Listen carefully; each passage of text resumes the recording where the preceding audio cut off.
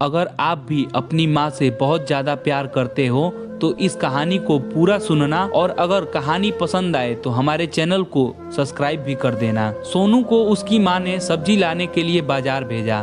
बाजार से घर लौटकर उसने किचन में थैला रखा और माँ को आवाज़ देने लगा। माँ दूसरे कमरे में बैठकर उसके छोटे भाई को होमवर्क करा रही थी। सोनू की उम्र 15 साल थी और उसके छोटे भाई की उम्र 10 साल थी। बड़ा होने के कारण माँ सोनू से घर के छोटे मोटे काम करवाने लगी थी, जैसे दुकान से सामान लाना, बाजार से सब्जी लाना, घर तथा बगीचों की साफ सफाई करना, अपने कपड़े धुलना तथा खुद का कमरा साफ करना। सोनू काम तो करता, लेकिन उसके मन में हमेशा यही रहता कि मुझे इतना काम करना पड़ता है और इसके बदले मुझे कुछ मिलता भी नहीं। आज उसने सोच रखा था कि वह इस बारे में अपनी माँ से बात करेगा, लेकिन उसकी हिम्मत ही नहीं हुई कि वह इस बारे में अपनी माँ से बात करे। इसीलिए उसने एक कागज में सब कुछ लिखकर माँ को देने का मन बनाया। कुछ देर बाद सब कुछ कागज में लिखकर वह माँ के कमरे में गया और चुपचाप कागज माँ के हाथ में पकड़ाकर वहाँ से चला गया। माँ उस कागज पर लिखी गई बातों को पढ़ने लगी। उसमें लिखा था, माँ, मैंने इस सप्ताह जो काम किया उसका हिसाब इस कागज में लिख रहा हूँ। बाजार से सामान लाने के 50 रुपए, बगीचे की साफ सफाई के 50 रुपए, कपड़े धोने के 50 रुपए और घर की सफाई के 50 रुपए, कुल हिसाब 200 रुपए। माँ, मुझे इन कामों के जो भी पैसे बने हैं वो पॉकेट मनी के रूप में चाहिए।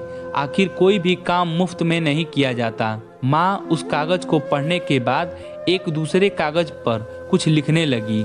कुछ देर बाद वह सोनू के पास गई और माँ ने अपना लिखा हुआ कागज सोनू को पकड़ाया और वहाँ से चली गई। सोनू वह कागज पढ़ने लगा।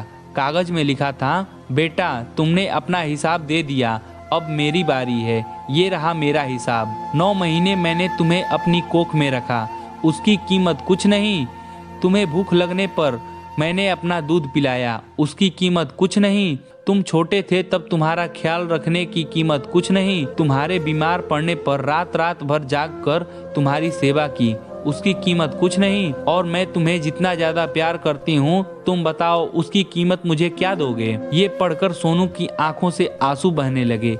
वह तुरंत भागकर अपनी माँ के पास गया और गले लिपटकर रोने लगा और अपनी माँ से माफी मांगते हुए वह बोला, माँ, मैंने तो कभी सोचा ही नहीं कि आपने मेरे लिए कितनी तकलीफें सही, आपने मेरे लिए क्या क्या नहीं किया है। माँ, मुझे आप माफ कर दो। मैं आपके प्यार की कीमत नहीं लगा सकता, आपका प्यार तो अनमोल है। और माँ ने भी सोनू को माफ कर दिया। आखिर माँ तो माँ ही होती है। माँ की इस ममता भरी कहानी से हमें यही सीख मिलती है कि माँ का प्यार अनमोल होता है, उसकी कीमत नहीं लगाई जा सकती और न ही चुकाई जा सकती है।